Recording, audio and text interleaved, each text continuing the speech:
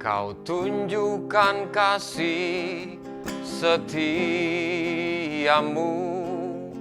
Kau menyediakan yang ku perlu.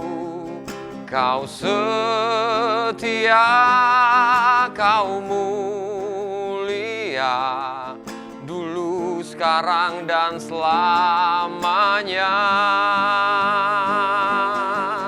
Kau tunjukkan kasih setiamu, Kau menyediakan yang ku perlu. Kau setia, Kau mulia, Bapa, Kau setia sungguh.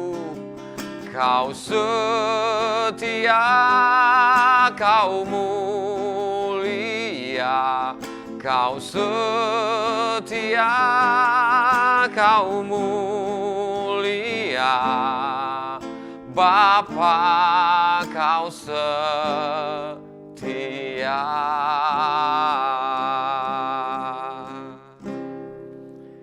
Shalom Bapak, Ibu, dan Saudara sekalian dimanapun kau berada pada saat ini.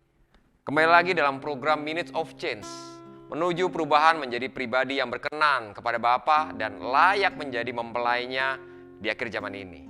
Nah Bapak, Ibu, Saudara, di masa-masa ini ada sesuatu yang berubah. Ada sesuatu yang kita harus hadapi, yaitu perubahan di masa pandemik dan era new normal. Bagaimana keadaan diri Bapak, Ibu, Saudara? Keadaan dirimu sendiri hari-hari ini? Bagaimana dengan keadaan keluargamu? Bagaimana dengan kondisi pekerjaan dan usaha? Apakah ada tekanan? Apakah ada pergumulan yang sedang kau hadapi? Mungkin ada beberapa di antara kita yang harus menghadapi kenyataan gajinya dipotong 50%. Dikejar-kejar tagihan, dikejar jatuh tempo, cicilan. Dan seringkali itu membuat kita gak nyaman, membuat kita jadi sesak, penuh pergumulan. Ada tradisi, ada satu kebiasaan di gereja kita, di lingkungan orang percaya, setiap kali ditanya, gimana kabarmu? Dijawabnya luar biasa. Dijawabnya aku diberkati. Puji Tuhan kalau itu terjadi. Tapi gimana kalau keadaannya sebaliknya? Apakah kita harus terus terpaksa berkata demikian? Saya mau bilang Bapak Ibu, jadilah dirimu sendiri. Gak usah kecil hati kalau memang keadaan kita lagi tertekan, keadaan kita lagi dalam pergumulan. Gak apa-apa, gak ada masalah kok. It's okay to be not okay. Oke kok kalau hari ini kita lagi gak oke, gak apa-apa, gak masalah. Karena saya catat di Alkitab, kita belajar dari Yesus. Yesus pun pernah mengalami hal yang serupa Bapak Ibu. Di Markus 14 ayat 34, Alkitab berkata, Yesus yang bilang, hatiku sangat sedih dan mau mati rasanya. Tinggallah di sini dan berjaga-jagalah. Dia berkata kepada mereka, pada para muridnya, jiwaku sangat sedih seperti mau mati rasanya. Yesus ternyata juga pernah dalam kondisi takut, sedih, dan tertekan. Karena dia harus menghadapi kenyataan, dia harus disalib, dia harus menghadapi kematian dengan cara yang tidak normal. Demi kita, Bapak, Ibu, dan saya. Tuhan juga pernah kecewa karena ternyata waktu dia berdoa, mengajak murid-muridnya tidur. Murid-muridnya malah tidak satu beban dengan dia. Dan saya percaya dia kecewa. Gimana sih? Kok aku ajak kamu untuk doa, kamu gak bisa berjaga-jaga 1 jam aja gak bisa. Saya percaya Yesus kecewa. Tapi Yesus bisa melaluinya. Dia tulis ini buat kita hari ini dan belajar. Karena Tuhan mau bilang, dia pernah melaluinya. Kalau dia bisa melaluinya, kekuatan yang sama pasti diberikan buat kita untuk melalui segala tekanan, segala pergumulan yang hari-hari ini mungkin kita harus hadapi. Yesus datang bukan untuk menghakimi. Bapak Ibu gak perlu khawatir engkau merasa terhakimi, karena Yesus tidak pernah menghakimi kita kalau kita lagi sedih, tertekan, atau lagi kecewa. Tapi jangan tinggal dalam kecewaan itu terus-menerus. Ada beberapa hal yang harus kita responi, belajar dari hal ini. Gimana supaya kita bisa keluar dan bebas dan kuat dalam menghadapi pergumulan. Yang pertama, Alkitab berkata dalam Markus 14 ayat 35. Yesus berkata, ia maju sedikit, merebahkan diri ke tanah dan berdoa, supaya sekiranya mungkin hal itu lalu daripadanya.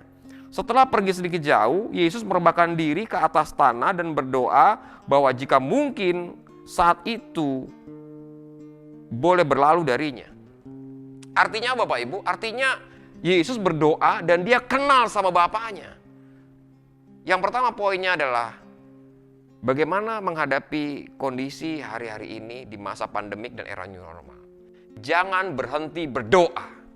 Tetap berdoa karena Yesus pun melakukan hal yang sama. Waktu dia takut, waktu dia khawatir, dia berdoa. Dia pengenal Bapaknya.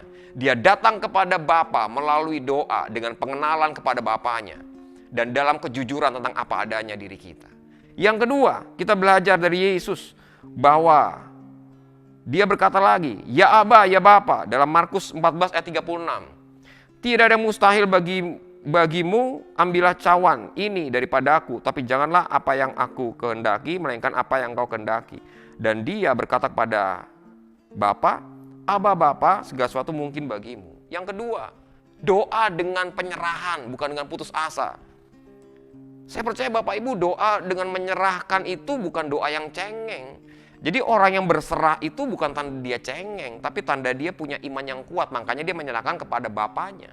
Yesus bukannya cengeng kalau dia berserah, tapi dia tahu kehendak Bapa yang terbaik. Dan benar, Bapa menolong dia tepat pada waktunya. Dan dia menyelesaikan bagiannya dengan sempurna waktu dia menyerahkan, bukan putus asa menghadapi kenyataan. Yang terakhir adalah dalam Yohanes 19 ayat 30. Yesus berkata, sesudah Yesus minum anggur asam itu, berkatalah ia, "Sudah selesai." Lalu ia menundukkan kepalanya dan menyerahkan nyawanya. Setelah mengecap anggur asam itu, Yesus berkata, "Sudah selesai." Kemudian dia menundukkan kepalanya dan menyerahkan nyawanya. Yang terakhir, yang ketiga adalah tetap kuat dan bertahan Bapak Ibu. Tetap kuat dan bertahan karena orang yang bertahan pada akhirnya akan memperoleh mahkota. Apapun yang kau hadapi hari ini, bertahanlah. Karena orang yang bertahan dari awal sampai akhir, itu yang akan dapat perkenanan dari Bapa.